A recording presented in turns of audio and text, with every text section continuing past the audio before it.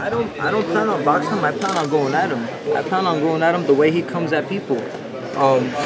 You know, they always say a guy who always wins by knockout ends up losing by knockout.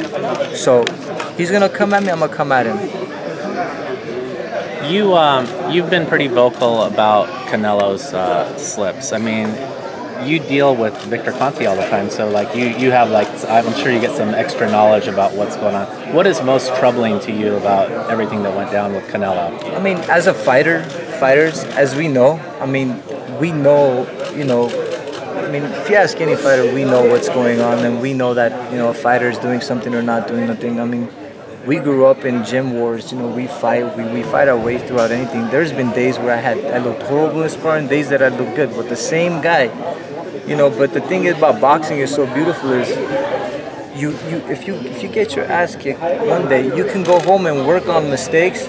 Just a little bit of step back can change the whole fight game. You know what I mean? The next day you can go in there, and if you take a step back, you're actually landing on the guy. So boxing is like a chess match, and people don't know that. It's not about doing something to be strong, to kill somebody, to hurt somebody. It's actually a chess match, and that's what I love about boxing is that you can correct your mistakes, but correct it the right way. Don't try to get advantage by doing something else. Being with Victor Conti, you know, he opened my eyes to a lot of things. Before I got to him, he made me do a blood test. He did a blood test. He goes, before I even talk to you, I need to know what you're about. So he did a blood test on me, and he said that I'm a clean fighter, and I have been throughout my whole life, and that's what I'm all about. My dad doesn't even believe in taking vitamins and stuff like that. He's like, eat some fruit, eat some vegetables, you know what I mean? So this whole Canelo thing, man, I'm really disappointed that, you know, that he's not being punished the way he should be. And is that, do you feel like this evening, like a lot of people are saying, like, why even have the fight on Cinco de Mayo? You know, it's the big fight has gone away. Is this an opportunity for you guys to sort of restore some faith in boxing? I mean, when he fought Canelo the first fight, the fight was intense because the people were trying to see what Canelo has, but Canelo really came in there and he worked on his defense really good in the fight, and that's what he was doing.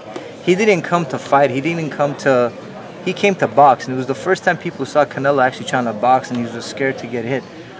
People want to see fight. When the Canelo and the Golovkin fight got made, people thought they're going to see a war and someone's going to get knocked out, but I felt like they were playing it safe in that fight. But with me, I got nothing to lose, but I got the whole world to gain.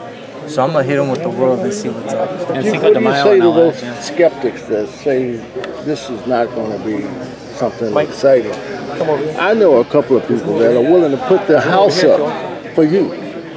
What do you have to say about that? I think it's amazing because people that know boxing, like I said, styles make fights, and people don't know that. Styles, I mean, if you watch Chavez Jr., I spar with Chavez Jr. in the gym, and the style, you know, you could see the style. It's just, I've always loved to go forward. And the people that know boxing, that they know that the guy hasn't fought somebody that has technique and is going to be in front of him.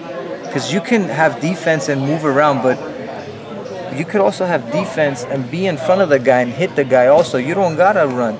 I mean, what I saw in boxing that I've learned in my whole life is that fear. You know what I mean? People fear him. I don't fear him. So if you got no fear, you go into the fight and you show that to the other guy, you break him down just by looking at him in the eyes to tell him that I'm here to fight. I'm not scared of you, man. I know you're human. You're not a robot. You're not a machine. Everybody is beatable on any given night. Like I said, I've sparred with really crazy killers in the gym that I've done good with. And there are people that said, oh my God, don't go in there with them. And I got in there and I did really good.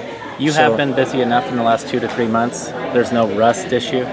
No, because we've had like 4 or 5 guys pull out.